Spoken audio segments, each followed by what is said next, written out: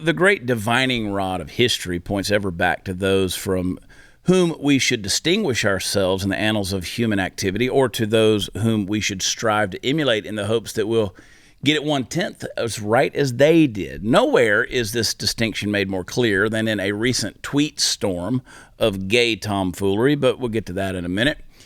Do you know how banks supposedly teach employees to recognize counterfeit money? They do it by making sure that they are intimately familiar with the makeup of the real deal. So, with the obvious derivative axiom set firmly in mind, let us examine a portion of a speech given to a room full of troops late in World War II. Here's just a snippet, and I quote, "We have the finest food, the finest equipment, the best spirit, and the best men in the world. Why, by God, I actually pity those poor sons of bitches we're going up against. By God, I do. My men don't surrender," he went on to say. "Sure, we want to go home. We want this war over with. The quickest way to get it over with is to go get the bastards who started it. The quicker they are whipped, the quicker we can go home. The shortest way home is through Berlin and Tokyo. And when we get to Berlin, I'm personally going to shoot that paper-hanging son of a bitch, Hitler, just like I'd shoot a snake." Folks, that is the military spirit of a sadly and frighteningly bygone era. The speech belonged to General George S. Patton, a man who was not only brave, but inspired bravery and loyalty among his troops like only a few have done down through history. And now that we've had our patriotic fun, let us contrast this patron saint of wartime speeches with a modern-day counterpart. Allow me to introduce retired Colonel Brian T. Donnelly, a decorated officer from the generation you got when Don't Ask, Don't Tell was repealed.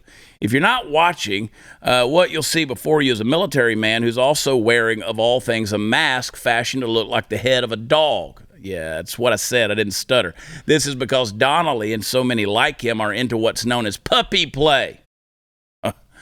I'll allow a moment of silence for you to gag back your lunch and resettle yourself if you happen to know what that means. If you take a look at the images on Twitter, and Chris is putting them up here now, you get a pretty shocking image of what the military of our time is starting to look like. In addition to the already disrespectful and no doubt protocol-breaking habit of wearing a dog's head mask with your uniform, there are pictures of this dude in all sorts of compromising positions, including exposing his penis on base, hanging out in various stages of undress all over the place. In fact, and even in the middle of performing a sex act on, I don't know, what would you call it, fellow dog man? He's got the other guy tied to the bed and is clearly playing around with his red rocket. Shit, somebody needs to call PETA on this dude. Now, by the way, lest you should think that this is relegated purely to the colonel himself, it's worth noting that Sam Brenton, you know, the nuclear waste management guy who looks like Matt Damon in drag and has the 2 stolen bags to prove it, yeah, he's into this crap too. Now, far be it from me to come out and suggest that you, as a free American citizen, should not be able to engage in whatever consensual weird-ass nonsense you so desire. If pissing on a fire hydrant and sniffing your buddy's butthole is the thing that makes your juices flow, by God, you go to town, my friend. I just don't want to hear about it necessarily, but here all of my tolerance breaks down.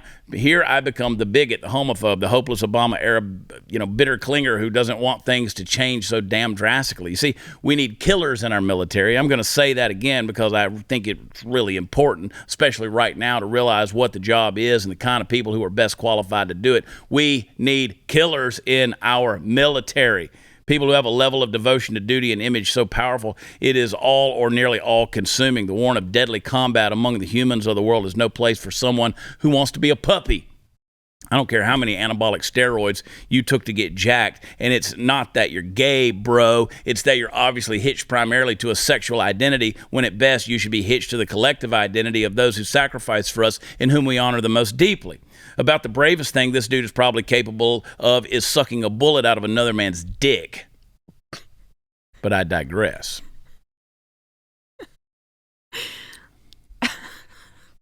As always, you paint quite the image. Yeah. Well, look at there. There's the good General Patton right there, 1945, and then this piece of shit who looks like he's waiting on a Scooby snack.